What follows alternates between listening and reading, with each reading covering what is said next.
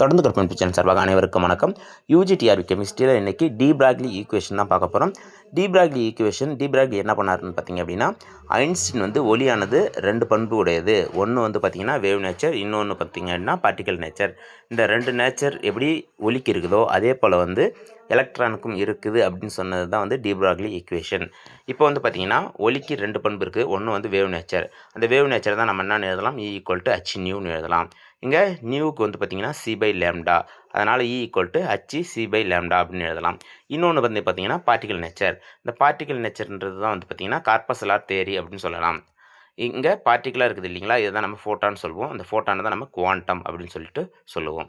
இப்போ நம்ம ஒரு ஐன்ஸ்டீன் என்றது என்ன அப்படின்னு பார்த்திங்க அப்படின்னா, ஒரு ஐன்ஸ்டீன் வந்து அவோகாட்ரோ நம்பர் ஆஃப் ஃபோட்டான்ஸ் எனர்ஜியை தான் நம்ம ஒரு ஐன்ஸ்டீன் சொல்லுவோம். அப்போ ஐன்ஸ்டீன் சமன்பாடு வந்து பார்த்திங்கன்னா E = mc². இதுதான் ஐன்ஸ்டீன் சமன்பாடு. ஃபோட்டான் எனர்ஜியை வந்து நம்ம எப்படி எழுதலாம், E = h நியூன்னு எழுதலாம். இப்போ இது ரெண்டையும் நம்ம கம்பேர் பண்ண போகிறோம். mc² = h c/λன்னு எழுதலாம்.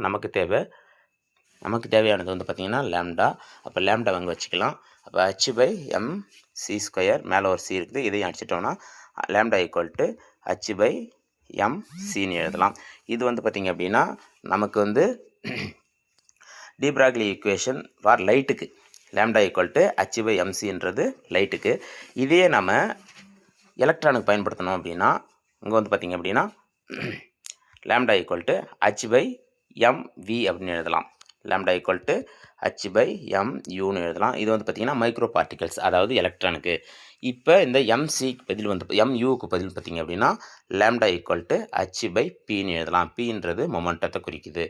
இப்போ இந்த லேம்டாவோட மதிப்பு வெவ்வேறு மதிப்பு இருக்குது. இப்போ வந்து பார்த்திங்கன்னா மொமெண்டத்துக்கு போட்டிருக்கோம். அதே மாதிரி வந்து பார்த்திங்கன்னா வெவ்வேறு இதுக்கு எழுதலாம். இங்கே பார்த்தீங்கன்னா தெரியும் உங்களுக்கு வேவ் லென்த் ஆஃப் எலக்ட்ரான் வெவ்வேறு இதில் நம்ம கண்டுபிடிக்கலாம். இப்போ நமக்கு வெலாசிட்டி கொடுத்தாங்க அப்படின்னா லேம்டா = h/mu. இது வந்து பார்த்திங்கன்னா வெலாசிட்டி கண்டுபிடிக்கிறதுக்கு. வெலாசிட்டி கொடுத்துட்டு நமக்கு லேம்டா கண்டுபிடிக்க சொன்னாங்கன்னா இந்த ஃபார்முலா பயன்படுத்தணும்.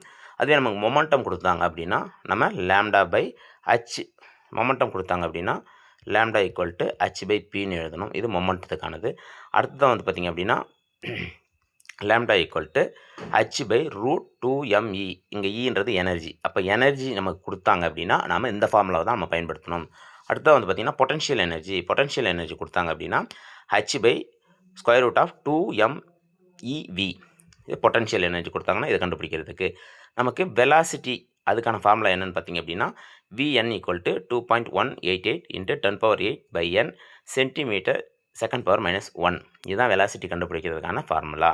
அடுத்ததான் வந்து பார்த்திங்க அப்படின்னா இப்போ இதே இந்த லேம்டாவை சர்க்குலர் மோஷனாக இருந்துச்சு அப்படின்னா லேம்டா கண்டுபிடிக்கிறதான ஃபார்முலா வந்து பார்த்திங்கன்னா 2πa0n. இதுதான் வந்து பார்த்திங்கன்னா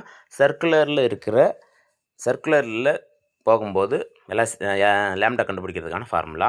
இப்போ இங்கே பாருங்கள், இங்கே A0 அப்படின்றது வந்து பார்த்திங்க அப்படின்னா 0.529 ஆம்ஸ்ட்ராங். இப்போ ஷெல் மொதல் ஷெல்லுன்னும் போது அப்போ நம்ம இங்கே பாருங்கள் எண்ணுக்கு வந்து பார்த்திங்கன்னா 1ன்னு போட்டுக்கலாம். இப்போ 1 போட்டோம்னா 2πன்னு வந்துடும். இப்போ 2π A0க்கு மதிப்பு 0.529 போட்டுக்கலாம். அடுத்தது எல்ன்றது அடுத்த ஷெல், ரெண்டாவது ஷெல்லு. அப்போ 2 போடும்போது நமக்கு வந்து பார்த்திங்க அப்படின்னா 4ன்னு மாறிடும். 4π × 0.529 போடலாம். mth ஷெல் போடும்போது அப்படின்னா தேர்ட் ஷெல்லு. அப்போ 6π × 0.529 எழுதலாம். அடுத்து பார்த்திங்கன்னா nth ஷெல்லு வந்து பார்த்திங்கன்னா 4th. அப்போ 8π × 0.529 போடலாம். இங்கே வந்து பார்த்திங்க அப்படின்னா வேவ் லென்த் இன்க்ரீஸ் ஆகுது. இங்கே இந்த வேவ் லென்த் வந்து பார்த்திங்கன்னா மேலேருந்து கீழே வரும்போது இன்க்ரீஸ் ஆகுது. எப்போ இன்க்ரீஸ் ஆகுது அப்படின்னு பார்த்திங்க அப்படின்னா இந்த என்னோட வேல்யூஸ், அதாவது KLோட வேல்யூ அதிகமாகும் போது என்னோட வேல்யூ அதிகமாகுது அப்படின்றது தான் இது சொல்லுது. இப்போ நம்ம டி பிராக்லி ஈக்குவேஷன் எப்படின்றத பார்த்துட்டோம். இந்த வீடியோ உங்களுக்கு பயனுள்ளதாக இருந்ததுன்னா வீடியோவை லைக் பண்ணுங்கள், ஷேர் பண்ணுங்கள், சப்ஸ்கிரைப் பண்ணுங்கள். அடுத்ததாக வந்து நம்ம புத்தகத்தில் என்ன இருக்குது அப்படின்றத அடுத்த வீடியோவில் பார்ப்போம். நன்றி.